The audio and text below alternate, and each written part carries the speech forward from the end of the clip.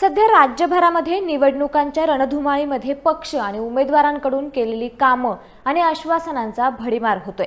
मात्र या दरम्यान पुण्यातील वाकड भागातून एका अनोख्या शाळेची माहिती समोर आली आहे। महानगरपालिकेची पहिली सीबीएसई शाळा ही वाकडमध्ये मूर्त रूपाला येत आहे। कशी आहे ही शाळा, तसेच विद्यार्थ्यांना या शाळेमध्ये नेमकं काय काय दिलं जाणार आहे जाणून घेऊ सविस्तर। वाकड भागात पिंपरी चिंचवड महानगरपालिकेच्या शिक्षण विभागाने सीबीएसई निकषांनुसार नवी शाळा उभारली आहे। तिचं बांधकाम आता अंतिम टप्प्यात आहे। स्थानिक पातळीवर माजी नगरसेवक आणि आत्ताचे भाजपचे प्रभाग क्रमांक 25 चे अधिकृत उमेदवार राहुल कलाटे यांच्या संकल्पनेतून या शाळेला मूर्त स्वरूप मिळालंय। ही शाळा आगामी शैक्षणिक वर्षापासून सुरू होण्याची शक्यता असून गोरगरीब व आर्थिक दुर्बल घटकातील विद्यार्थ्यांना आंतरराष्ट्रीय दर्जाचं मोफत दर्जेदार शिक्षण उपलब्ध करून देण्याचा महानगरपालिकेचा यातून उद्देश आहे। वाकडमध्ये ही शाळा पिंपरी चिंचवड महानगरपालिकेच्या शिक्षण विभागाद्वारे सीबीएसईच्या निकषांनुसार उभारण्यात येणारी पहिली सीबीएसई शाळा आहे।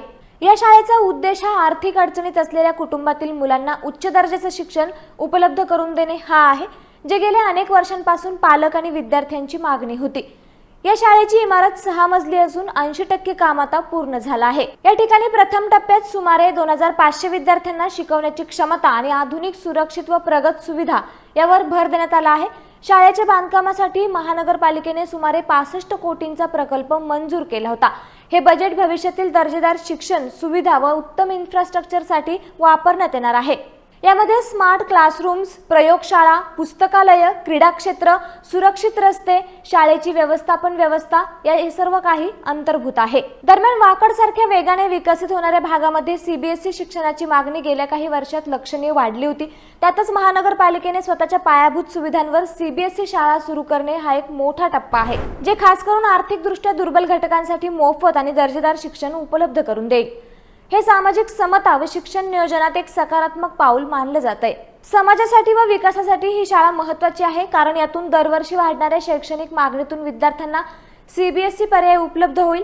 सरकारी पातळीवर विद्यार्थ्यांना दर्जेदार शाळा मिळेल, गोरगरीब व मध्यमवर्गीय कुटुंबांना आर्थिक मदत मिळेल, शिक्षणाच्या गुणवत्तेत सुधारणा होईल आणि संधी वाढतील। ही शाळा उभारण्यासाठी राहुल कलाटे यांनी पुढाकार घेतला होता।